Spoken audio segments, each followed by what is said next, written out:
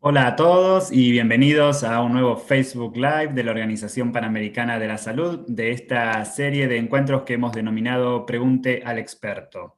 Soy Sebastián Oliel del Departamento de Comunicaciones de la OPS y hoy vamos a hablar sobre varios temas. Vamos a hablar sobre dengue, malaria, VIH y tuberculosis en nuestra región en el contexto de la pandemia por la enfermedad por el nuevo coronavirus, la COVID-19.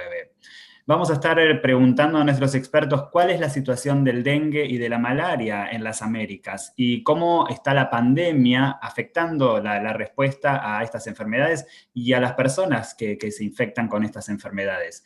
También, ¿qué riesgo representa la COVID-19 para las personas que viven con VIH y para aquellas que también viven con tuberculosis o están en tratamiento para tuberculosis? ¿Y qué podemos hacer para evitar el dengue y la malaria en estos tiempos de pandemia? También, ¿cómo nos podemos proteger de la COVID-19 si vivimos con VIH o tenemos tuberculosis?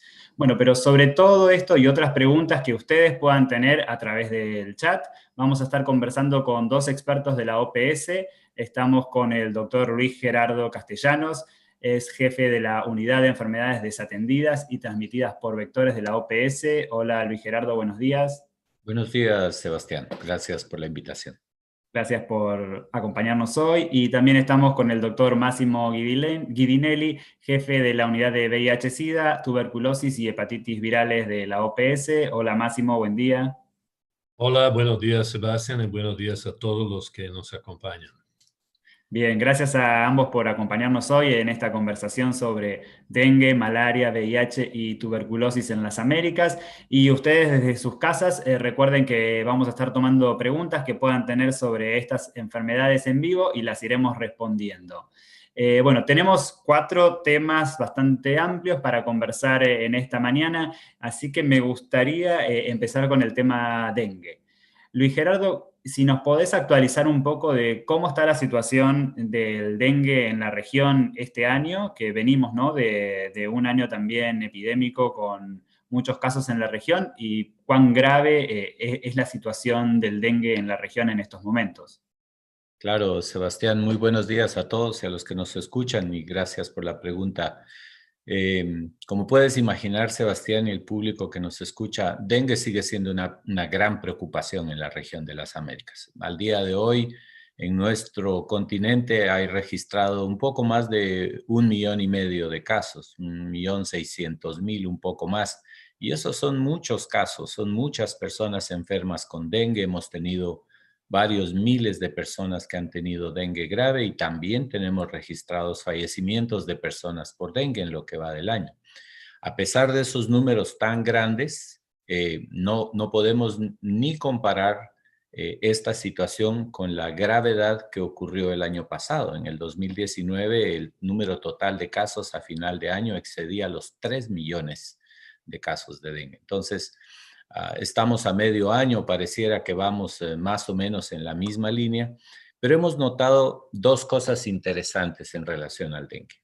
Por un lado, es una gran oportunidad porque todas las personas que han sido forzadas a quedarse en casa ante la emergencia de coronavirus y que tienen que hacer un esfuerzo grande por permanecer con distanciamiento social y muchos de nosotros confinados al entorno del hogar, hemos encontrado una gran oportunidad entonces para dedicarnos un poco como distracción familiar, buscar los criaderos donde se producen los mosquitos y terminar con ellos. Esa es la herramienta número 1 para interrumpir la transmisión de dengue. Y si eso lo hiciéramos en todas las familias, la interrupción completa de transmisión de dengue sería fenomenal.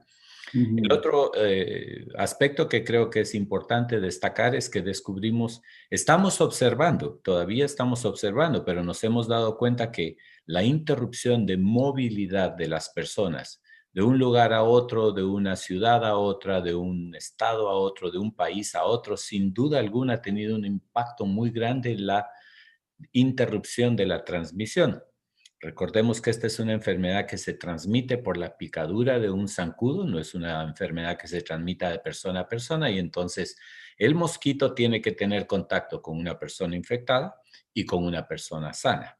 Si las personas están distanciadas entre ellas, eso crea un gran desafío para que el mosquito pueda encontrar otras personas y vemos que hay una disminución, una tendencia a disminuir en el número de casos. En esa situación estamos hasta este momento, Sebastián. Bien, doctor, entonces, o sea, el hecho de que la gente se quede en casa de alguna manera benefició, digamos, que no haya tantos casos de dengue por ahora, pero ¿ha afectado también la pandemia de alguna otra forma, digamos, la respuesta al dengue?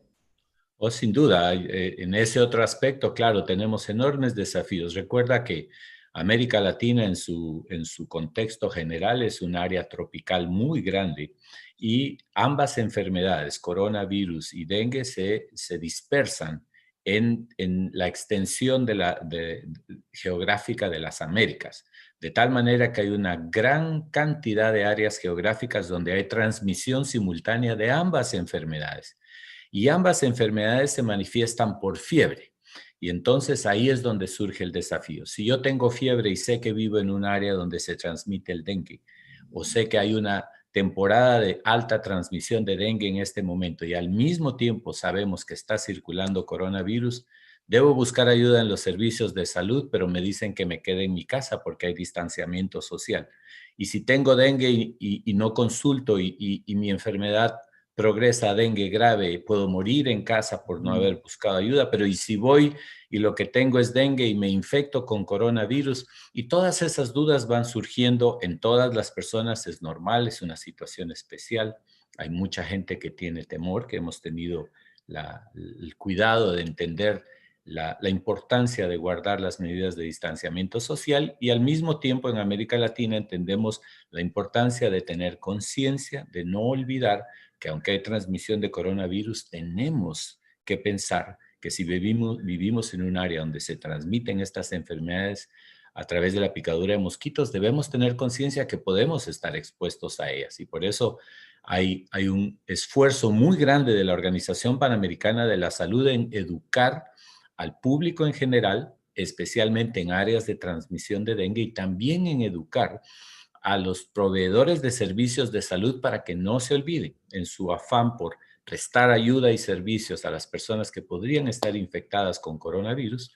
Tenemos que recordarles que piensen siempre en la posibilidad de que la persona que busca servicios de salud y tiene fiebre podría estar infectada con dengue. Y la organización hace un gran esfuerzo con los ministerios de salud en mantener vivo en la conciencia de que cuando tienes que tener contacto con una persona con fiebre, piensa en coronavirus, pero también piensa en los signos clásicos que te da una enfermedad como el dengue.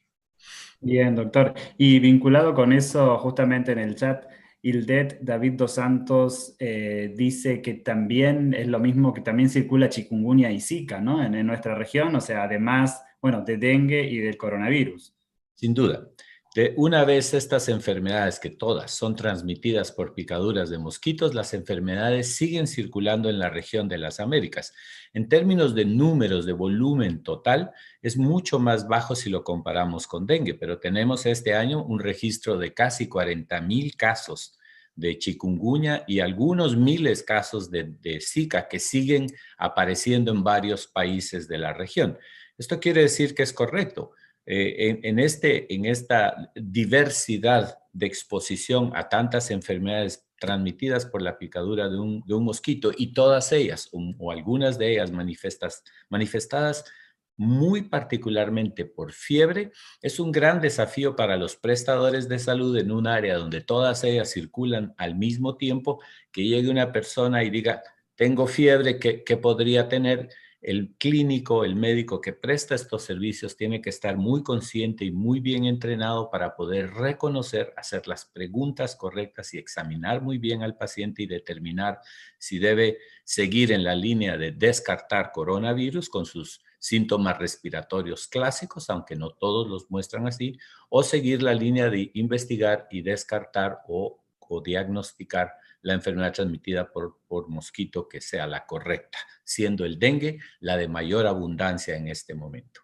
Claro, claro, porque queremos, o sea, que las personas igual sepan, reconozcan los síntomas y consulten en el momento adecuado, pero tampoco cuando no es necesario y si estamos en pandemia o hay muchos casos que se sobrecargan los servicios de salud también, ¿no? Absolutamente, y hemos trabajado mucho con los ministerios de salud de los países y el personal que presta estos servicios para recordar que un elemento fundamental para ellos estar en las mejores condiciones de prestar servicios es protegerse.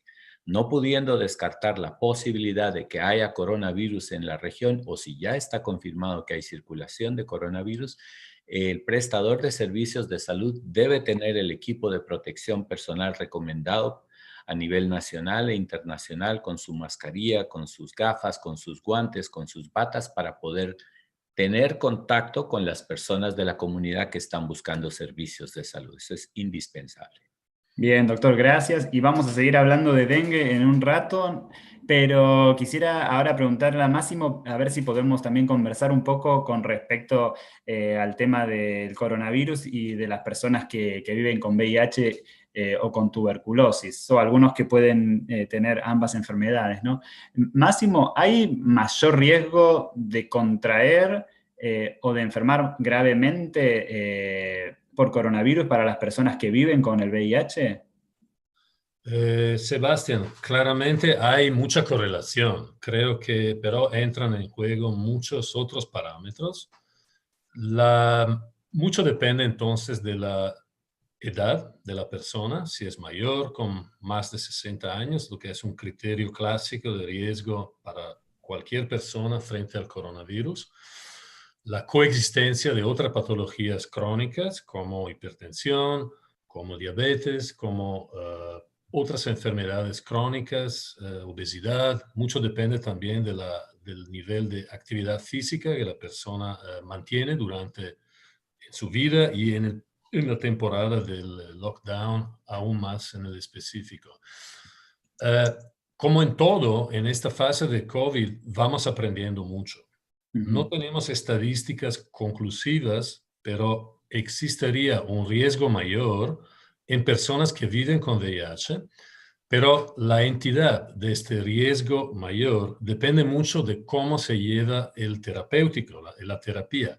Si la persona que vive con VIH conoce su diagnóstico y está cumpliendo con su tomada diaria de antirretrovirales, obviamente el riesgo es mucho más bajo. Si la persona está desafortunadamente descuidada por varias razones o porque todavía no tiene un diagnóstico o porque el sistema de salud se encuentra en una fase difícil y no puede garantizar una cantidad apropiada y continua de antirretrovirales, este riesgo puede aumentar de una manera importante y significativa. Entonces, pero para una persona que está indetectable, intransmisible, el riesgo, digo, de enfermar gravemente si contraen COVID es el mismo que para cualquier otra persona de esa edad, digamos, si es menor de 60 años y no tiene diabetes, hipertensión u otra enfermedad. Había mucha ansiedad en el principio. La data que se van recolectando sugieren que más o menos los perfiles de riesgo son idénticos entre personas que vivan con VIH y personas que no tengan VIH. Bajo, obviamente, la perspectiva de la indetectabilidad de la carga viral, que como sabemos es el indicador más importante de control terapéutico de la replicación viral. Claro. Y en estos tiempos de pandemia, ¿ha habido dificultades de las personas que viven con VIH para seguir su tratamiento? Digo, por el tema de salir de la casa o no, de contar con tratamiento necesario para seguir tomándolo todos los días, ¿o se ha podido mantener? Bueno, esto mucho depende de las medidas que se han puesto en marcha en los diferentes países, pero en general creo que la respuesta ha sido bastante proactiva. Aumentar las cantidades que se distribuyen a cada encuentro, cada visita del paciente. Pasó lo que llamamos el multidispensing, una política, una estrategia que permita pasar desde un aprovisionamiento de un mes, que era más o menos la norma o el promedio, hacia 3 meses, en algunos casos hacia 6 meses, para justamente minimizar la necesidad que la persona tenga que irse al centro de salud y visitando farmacias y con todos los riesgos que esto puede implicar. Esta medida está funcionando bien, pero hay un problema a monte que es un poco vinculado a la situación global de aprovisionamiento de medicamentos y antirretrovirales en el específico. Recuerdo como una gran cantidad de esos medicamentos llegue desde la India. Son medicamentos genéricos que han entrado de una forma muy importante en la farmacia del VIH. Y entonces, con todo el lockdown que sufrió y que sigue sufriendo la India, y con la dificultad en la logística, en el transporte aéreo, transporte marítimo, los stocks en la farmacia de los ministerios se han puesto bajo tensión, bajo estrés.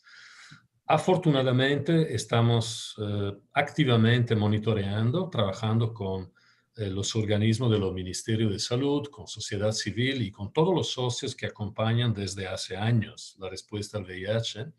Vamos acompañando, monitoreando esta situación en un tentativo de mitigar un poco este impacto negativo y tenemos buenos ejemplos de solidaridad entre países, lo que ha permitido mover stocks que eran más abundantes en algunos países hacia países que ya estaban en una situación de desabastecimiento.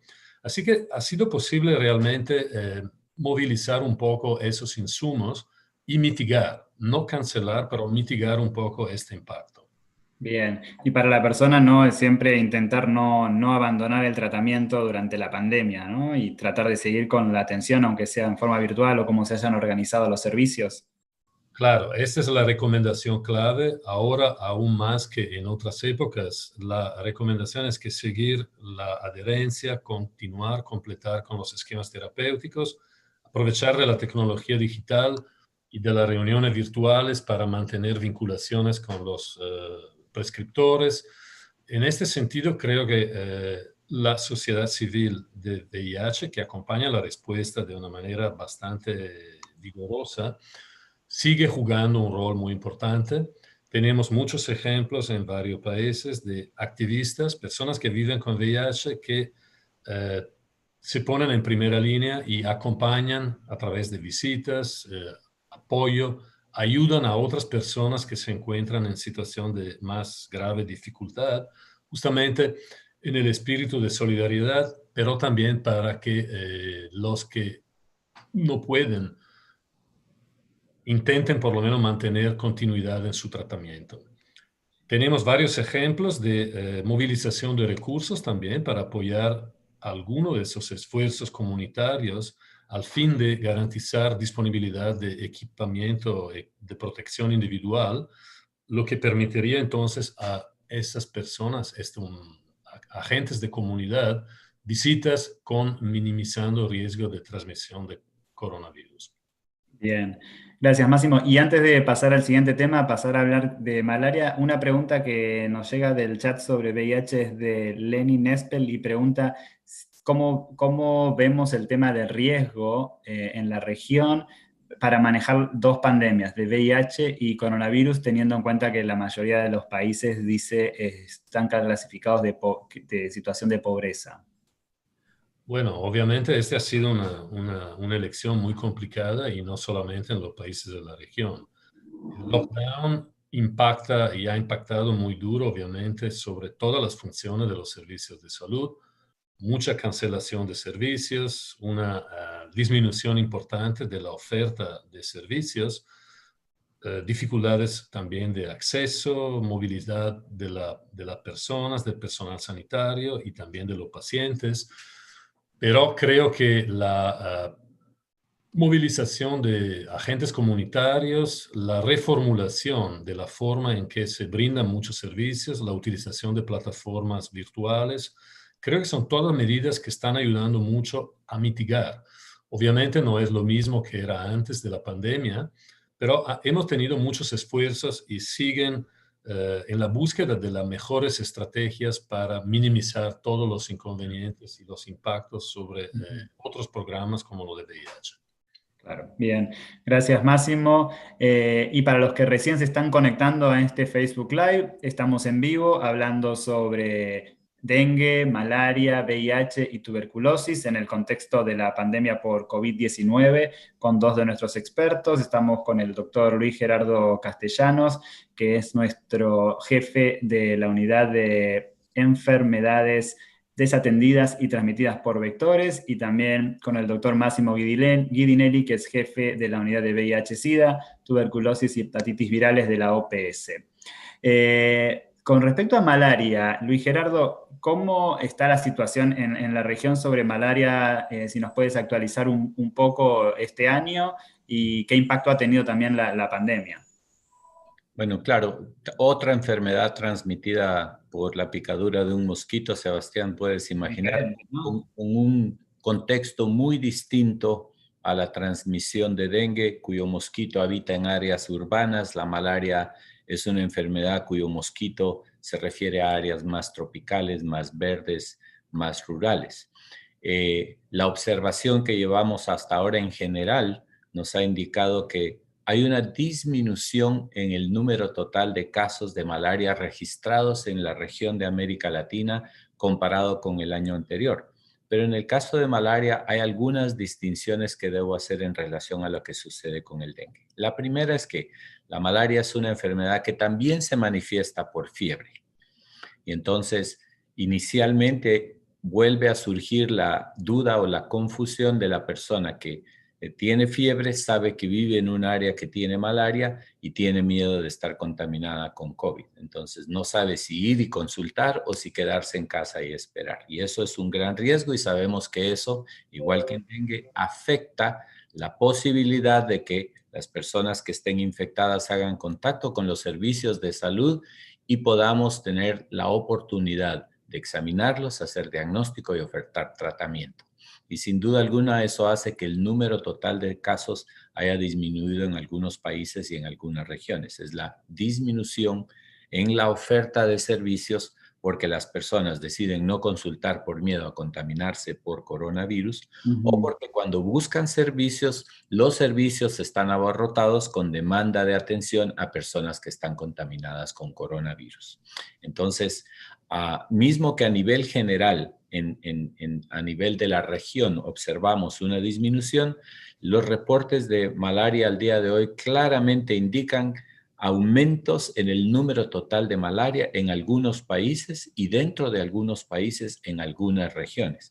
Debo resaltar que es muy preocupante la situación en áreas rurales donde habitan poblaciones indígenas, porque ellos están sujetos, además de todos los riesgos que ya conocemos, a vivir en un área geográfica con una infraestructura que da servicios de salud a muy baja escala y que ahora además están abarrotados porque existe la transmisión simultánea de coronavirus y malaria. Hemos visto ahí una gran afección y una situación muy crítica tratando de resolver el complicado desafío de cómo prestar servicios de salud a población que vive en áreas de difícil acceso, que agravan por coronavirus y que pueden morir si no tienen acceso a diagnóstico y tratamiento, es decir, a medicamentos para tratar malaria. En el caso de la malaria, que sí tiene cura porque existen los medicamentos, igual que en el caso de VIH, como mencionaba Máximo, mi colega, es muy importante reconocer que toda esta cadena de adquisición, compra, transporte, distribución y acceso a los medicamentos y otros insumos que se utilizan fuertemente para la lucha de estas enfermedades transmitidas por mosquitos está duramente lastimada en este momento por las enormes restricciones que todos conocemos están sucediendo en esta situación de emergencia.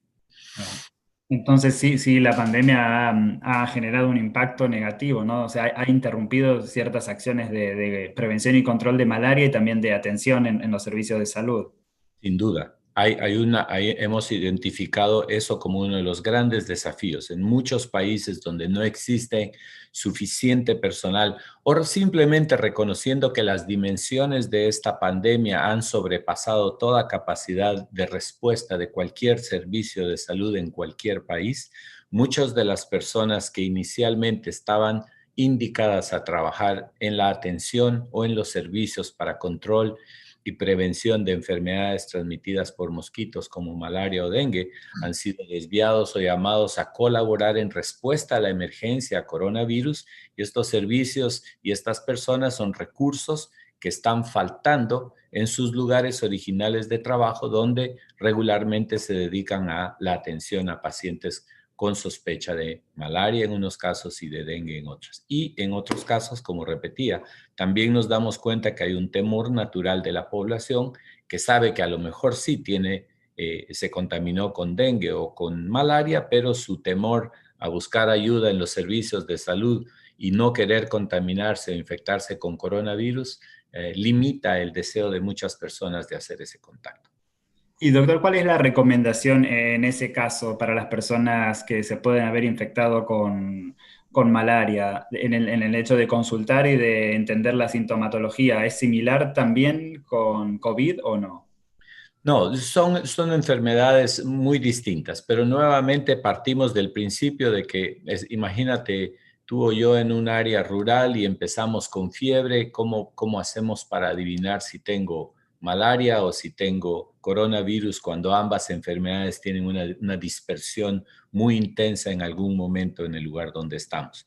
Entonces, la clave sigue siendo el esfuerzo que la Organización Panamericana de la Salud ha hecho en contacto con los ministerios de salud y el personal que está prestando servicios de salud a nivel local, en mantener actualizado a todo el mundo, en pensar cuáles son los síntomas principales que una persona manifiesta al inicio de estas enfermedades, al inicio de un cuadro de dengue, al inicio de un cuadro de malaria y al inicio de un cuadro de coronavirus. Sabemos que si bien fiebre es un elemento que crea una confusión clínica muy importante, en la medida que pasan 2 o 3 o 4 días, podemos comenzar rápidamente a diferenciar si el clínico o el personal de salud está muy consciente, muy actualizado y bien entrenado a diferenciar rápidamente los síntomas de una persona con dengue, con dolor de cabeza, con dolor detrás de los ojos, con malestar general, y los síntomas de una persona que pudiera tener coronavirus con un cuadro respiratorio que, aunque no es la norma para todos, es el más frecuentemente observado: tos seca y fiebre. En el caso de malaria es igual malestar general y fiebre, pero no hay síntomas respiratorios. Y es ahí donde podemos hacer la clave. No podemos confiar solamente en tener acceso al diagnóstico de laboratorio, porque en muchos casos los diagnósticos de laboratorio, aunque en este caso específico no tienen reacción cruzada, no es verdad que si estoy enfermo de una cosa, la prueba de laboratorio se va a confundir y me va a dar un resultado equivocado. Son microorganismos muy diferentes. Sí es verdad que en la toma de decisión sobre cómo manejar a un paciente es fundamental reconocer los síntomas de dengue. Es fundamental tener acceso, aunque sea a una prueba rápida para hacer diagnóstico de malaria, y es fundamental que si la persona tiene un cuadro clínico con un problema respiratorio muy evidente, sea rápidamente sospechado de coronavirus. Gracias, doctor. Y antes de pasar a hablar con Máximo de tuberculosis, un comentario en el chat de Delia Rots dice: la clave es la capacitación, que el personal de salud de las zonas de riesgo sepan que existe el dengue y malaria para que no se casen solo con el diagnóstico de COVID. Es correcto, eso es lo que estamos tratando de hacer. Estamos tratando de impulsar al interior de los países a través del personal de salud que está al frente de los servicios, recordarles que en las áreas que están, que se conoce, donde hay circulación de 1, 2 o 3 de estas enfermedades. Antes alguna de las personas que nos acompaña mencionó que además de dengue hay otras, pues hay áreas geográficas donde pueden estar circulando al mismo tiempo dengue, Zika, chikungunya y coronavirus, o malaria y coronavirus. Es imprescindible mantener una claridad en la prestación de servicios, que el personal debe pensar que si no es coronavirus, si no es un cuadro clásico, tiene que hacer un análisis clínico importante para poder determinar que no es dengue o que no es malaria. Bien, doctor, gracias. Quisiéramos hablar ahora un poco sobre tuberculosis, ¿no? Ya hablamos de las personas que viven con VIH y el impacto que puede tener o el riesgo de coronavirus. ¿Y qué pasa con quienes tienen tuberculosis, Máximo? Por las características de tener tuberculosis, ¿tienen mayor riesgo de enfermar gravemente si contraen COVID? Esta es una posibilidad que existe también, como lo comenté sobre el VIH. Son todas características que vamos aprendiendo. Obviamente, el caso de la tuberculosis es un poco más complicado de lo que es el VIH, porque ambas infecciones, la tuberculosis y el coronavirus, la infección por coronavirus, el COVID, son infecciones principalmente o primariamente respiratorias. Hay entonces mucho overlap, mucha mezcla de lo que son los síntomas y como lo mencionaba Luis Gerardo, el diagnóstico necesita de una parte laboratorial, no puede ser un diagnóstico clínico puro ni por la tuberculosis ni por el COVID. Lo que complica obviamente la respuesta a la tuberculosis es igual, el impacto, toda la disminución de la oferta de servicios, los problemas de acceso, la rarefacción del diagnóstico, la disponibilidad limitada en algunos casos de insumos terapéuticos, obviamente han contribuido a una bajada de la detección de casos. Recuerdo cómo la tuberculosis en las Américas afecta aproximadamente unos 300,000, 290,000 personas por año como valor estimado, de las cuales la gran mayoría son diagnosticadas por los sistemas de salud. Queda una proporción sin diagnóstico y esta probablemente es el porcentaje, el segmento de tuberculosis más problemático porque sigue transmitiendo sin el conforto de un diagnóstico y tratamiento. El hecho que las personas con tuberculosis tengan que quedarse en la casa más tiempo que en una temporada normal, obviamente representa también una desventaja porque la transmisión de la tuberculosis, siendo sobre todo interhumana a través de personas afectadas y contactos, y dado que la transmisión requiere un contacto bastante cercano, obviamente las condiciones del lockdown y en el específico la calidad de la vivienda, el número de personas que comparten la vivienda, etcétera, son todos factores que pueden jugar un rol muy importante cuanto a la transmisión de la tuberculosis.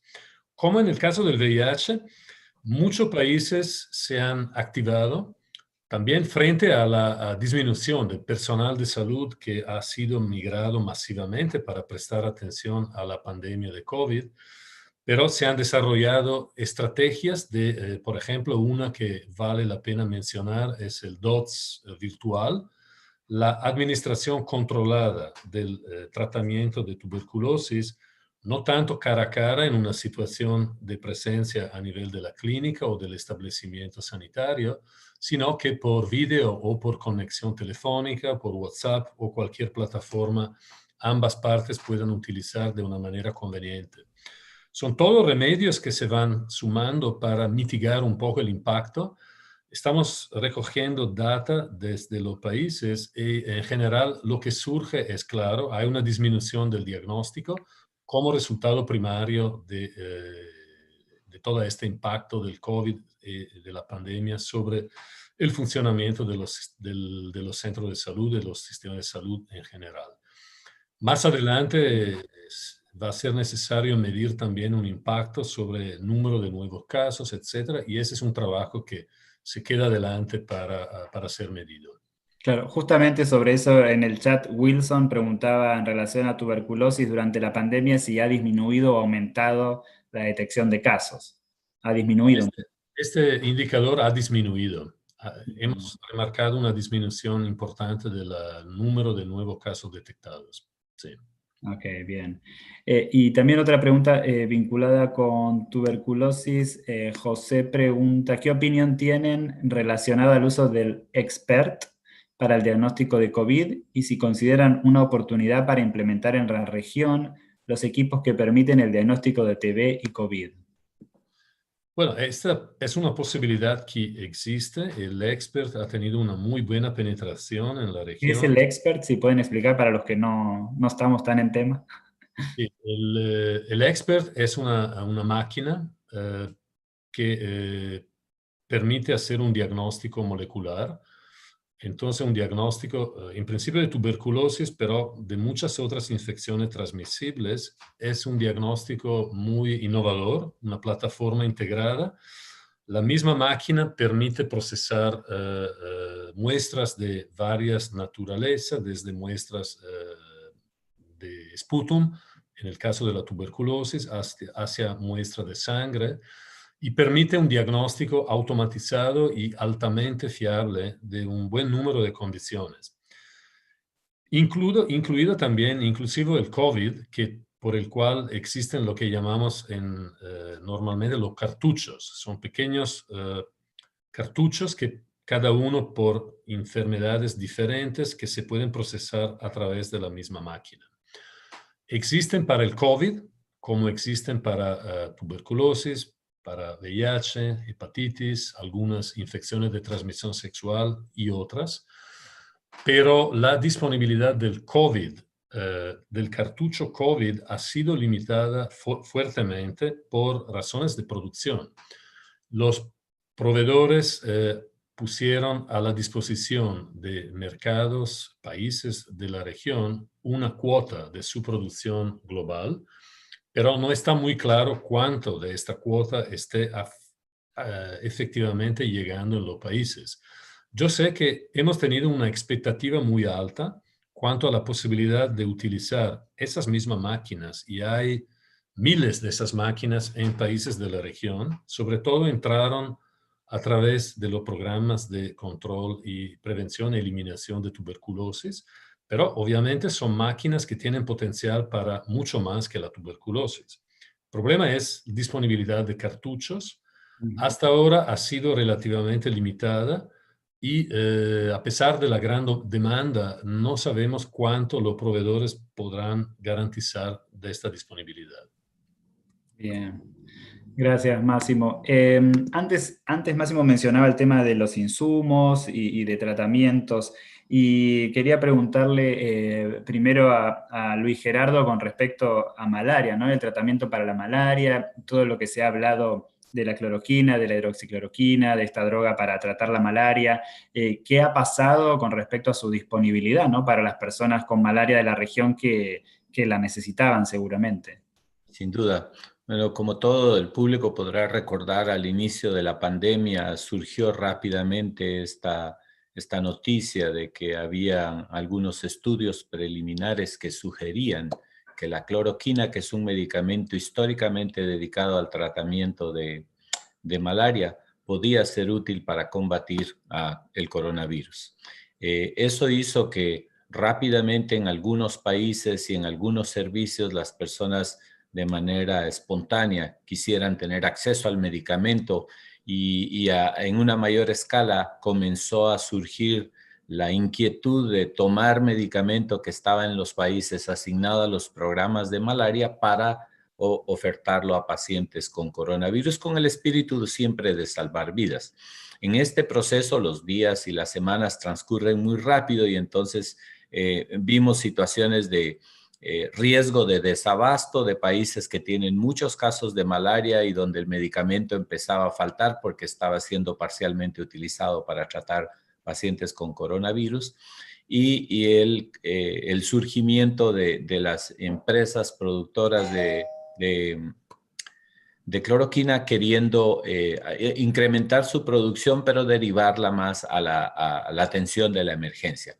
En la medida que los estudios fueron progresando, y hay muchos centros de investigación, universidades y grupos dedicados a acelerar los procesos de documentar mejor los efectos de estos medicamentos, en las últimas semanas se pudo demostrar con mucha más claridad y recoger la evidencia que permite concluir que la cloroquina no es el medicamento correcto para utilizarse en tratamiento de pacientes con coronavirus y entonces los países rápidamente reconocieron esa evidencia, muy responsablemente volvieron a tomar entonces con prudencia el guardar el medicamento y agilizar sus esfuerzos para que el medicamento siga estando disponible en las áreas geográficas donde conocemos están circulando la transmisión de malaria. Bien. Y la OPS, para los que no saben, tiene un fondo, ¿no?, que ayuda a los países a adquirir medicamentos e insumos en nombre de ellos y garantizar de alguna manera que tengan disponibilidad. Sin duda. La organización tiene dos mecanismos: el fondo estratégico que tú mencionaste, que captura la necesidad de todos los países y hace compras conjuntas para disminuir al máximo el costo en la negociación que se da entre los productores del medicamento y una sola institución que compra y distribuye a todos los países. Y la otra gran ventaja es que la organización cuenta con una bodega situada estratégicamente en un país de América Latina donde la organización mantiene reservas de medicamentos que se utilizan en situaciones de emergencia. Por ejemplo, cuando un país tiene sus reservas de medicamento para el cálculo del número total de pacientes que espera atender en un país, pero de repente surge un gran brote que no anticipaban tener y las demandas de uso de medicamentos se incrementan. La organización actúa inmediatamente y despacha a 24 horas al día, los 7 días a la semana, en malaria y en otras enfermedades, medicamento a los países para contrarrestar ese efecto negativo. Claro. Máximo, también con VIH, también la OPS compra en nombre de los países, ¿no? Porque en el chat tenemos una consulta de Lenin Espel que dice: ¿qué propuesta tienen ustedes para los estados para bajar los costos de medicamentos del VIH? Como solidaridad, ¿es algo que ya sucede? Y sin duda, Sebastián, como lo mencionaba Luis, el Fondo Estratégico ha sido un mecanismo súper activo y súper eficaz para contener los costos de los antirretrovirales y hoy día representa una fuente de aprovisionamiento muy importante para muchos países de la región sobre una buena parte de la gama de los antirretrovirales, sobre todo los productos que están más referenciados y utilizados en primera línea. Pero quisiera hacer un pequeño comentario para retomar un poco la discusión sobre la diversión de medicamentos dedicados a enfermedades específicas que de repente han desarrollado como un potencial, una expectativa en el tratamiento, en la terapia del COVID. No tanto cuanto como en el caso de la cloroquina, hidroxicloroquina, que ha sido realmente de primera página en muchos periódicos, porque realmente ha sido un caso internacional. Pero también en el armamentario del VIH tenemos un producto, el lopirito, lopinavir ritonavir, que es un inhibidor de proteasa, que ha demostrado durante la primera fase del COVID una acción in vitro. Quiere decir, tenía una acción directa sobre virus del COVID, pero en laboratorio. Se empezó muy prontamente una experimentación humanitaria en pacientes de COVID y ahí surgieron resultados contrastantes, varios protocolos demostrando una cierta actividad, otros mucho menos. Al final, cuando una cantidad suficiente de data fue disponible, se hizo a nivel global con OMS y otros socios una revisión analítica de la data disponible y se llegó a la conclusión que, como por cloroquina, hidroxicloroquina, la utilización del lopirito en esquemas terapéuticos de COVID no ofertaba ventajas sustantivas. Siguen algunos países utilizando este medicamento porque puede ofertar algunas pequeñas ventajas, pero la recomendación es que esta búsqueda de mejora en el tratamiento del COVID no se haga a las expensas de la disponibilidad del medicamento, que sigue siendo un presidio fundamental en el tratamiento, en la terapia del VIH. Hasta ahora no hemos tenido casos eclatantes de desabastecimiento de este mismo producto, pero hemos también seguido alertando muy continuamente los países para no abusar y no desviar la disponibilidad de este producto. Bien, gracias Máximo. Como saben, estamos hablando en vivo con nuestros expertos de OPS sobre dengue, malaria, VIH y tuberculosis y estamos tomando preguntas y comentarios que ustedes también nos están haciendo en vivo y voy a aprovechar para leer varios comentarios que nos han hecho por el chat. María Teresa dice, en mi ciudad Esmeraldas, Ecuador, a pesar del cuidado, del aislamiento, el dengue sigue confundiendo a la comunidad en algunas sintomatologías. Dice, ¿qué hacer en esos casos? Luego, Carol Ordóñez dice que la COVID-19 ha postergado la atención en la vigilancia del dengue. Y Rodolfo Justiz de Panamá dice que Panamá ha pasado por un periodo seco prolongado y con la pandemia se ha relajado, olvidado del peligro del dengue con la llegada de las lluvias. No sé, Luis Gerardo, si quieres hacer algunos comentarios sobre esto. No, puedo hacer comentarios en general, sin duda el caso de Esmeraldas, que es un área geográfica tropical ampliamente conocida en Ecuador por la transmisión no solamente de dengue, sino también de malaria. Y reconociendo ahora que coronavirus está tocando cada rincón de nuestra región en América Latina, no puedo solamente imaginar la preocupación en la población que está ubicada en esas áreas y el desafío para los servicios de salud.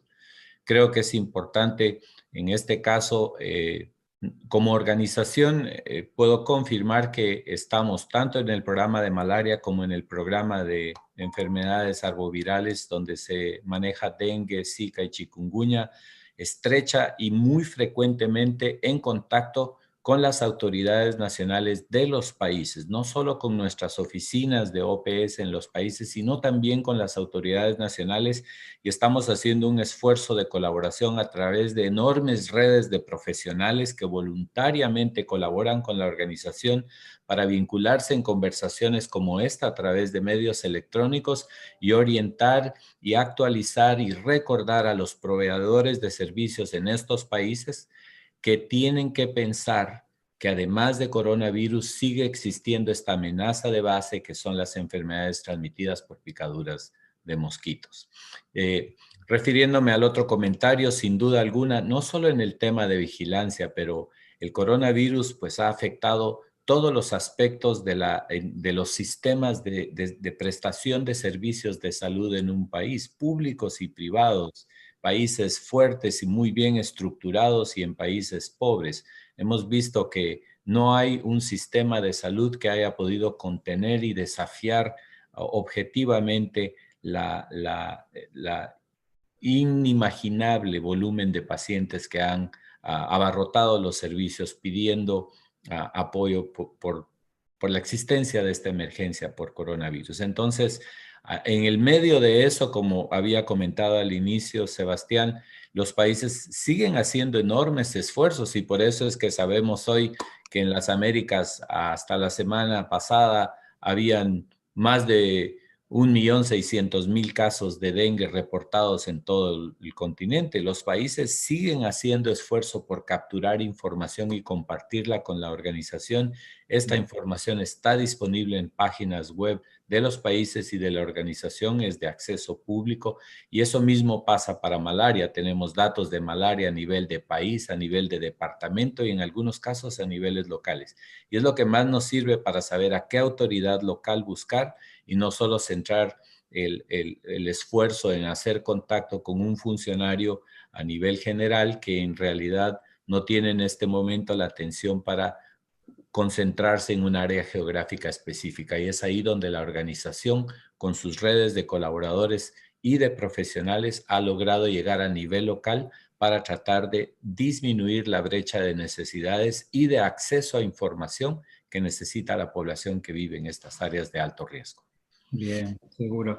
Y otro comentario que nos llega a pregunta, en realidad, del chat de Angélica Torres Díaz, algo que estuvimos conversando un poco antes, dice si creen que los casos de estas enfermedades han disminuido a causa de faltas de pruebas a las personas por la pandemia de COVID y el miedo a contagiarse.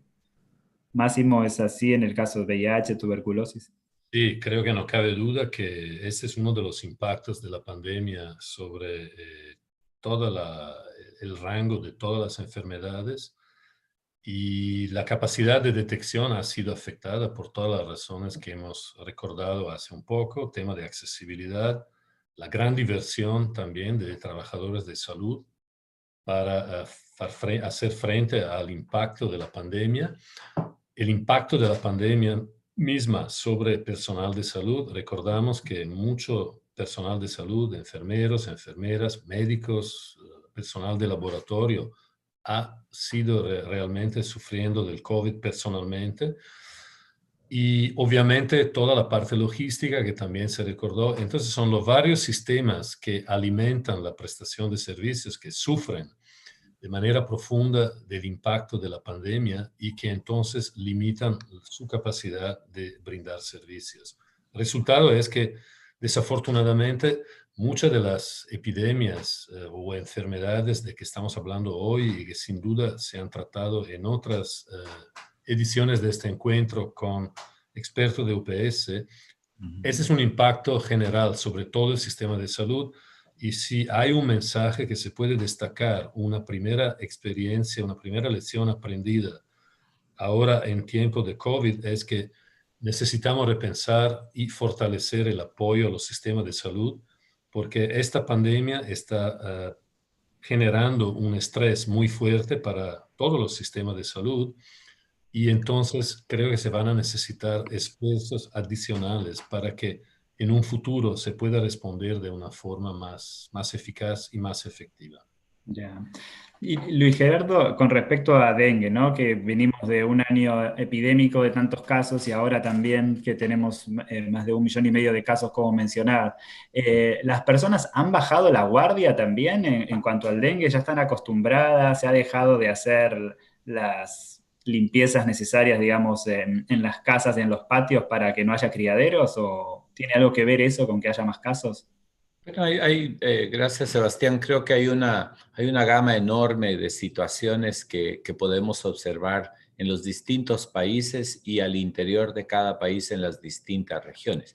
Yo creo que es al contrario, la población que está sujeta a vivir en áreas donde saben que estacionalmente a través de la época de lluvia o de verano, o que permanentemente viven en áreas geográficas expuestas a contagio de enfermedades transmitidas por picaduras de mosquitos, tienen una conciencia muy grande y un conocimiento cultural muy grande de estas enfermedades. Las personas que habitan ahí claramente diferencian entre lo que es un caso de malaria y un caso de dengue, porque viven con estas enfermedades y muchos de ellos han enfermado innumerables veces y han sido, si es malaria, tratados o si han sido casos de dengue recuperados 1 y 2 veces.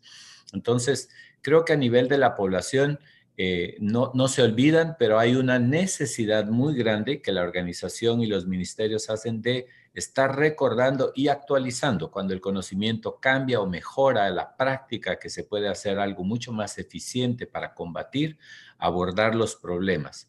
En alguno de los mensajes alguien preguntaba, por ejemplo, el tema de la fumigación. La fumigación es algo que se ha utilizado históricamente en América Latina y en otras regiones del mundo para luchar y contener la dispersión de estas enfermedades transmitidas por picadura de mosquito.